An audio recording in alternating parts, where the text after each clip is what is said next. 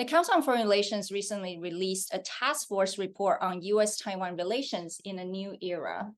Today, we're honored to have the task force co-chair, Admiral Michael Mullen. The CFR report assumes the status quo across the Taiwan Strait is unsustainable, primarily because of Xi Jinping's desire to take over Taiwan. And China says the opposite.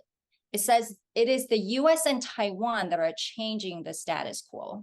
How do you respond to that?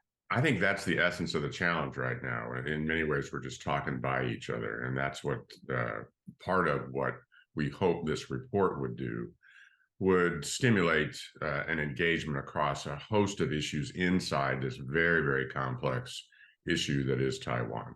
Do you think China will make the military move? At some point in time, I suspect they will.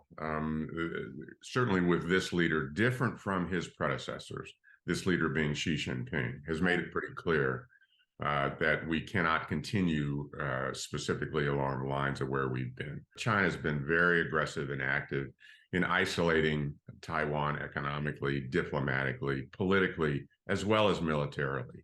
The military operations are much more aggressive.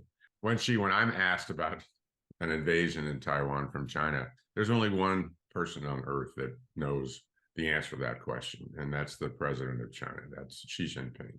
So it's an unknown. I think he's been pretty clear to tell his military, the PLA, to be ready by 2027. But one of the realities of the world we're living in right now is the war in Ukraine and Russia. I believe that Xi Jinping and his leadership team are looking at what's going on in Ukraine. Indo-PACOM is the center of four of the five largest economies. We also have alliances, long-standing alliances, the U.S. in that part of the world with Japan, with South Korea, with Australia. And you can see in Australia and Japan in particular, they are now publicly much more supportive of stability in that region. And I wouldn't say they're willing to fight with us in the case of Taiwan, but certainly they're moving in that direction.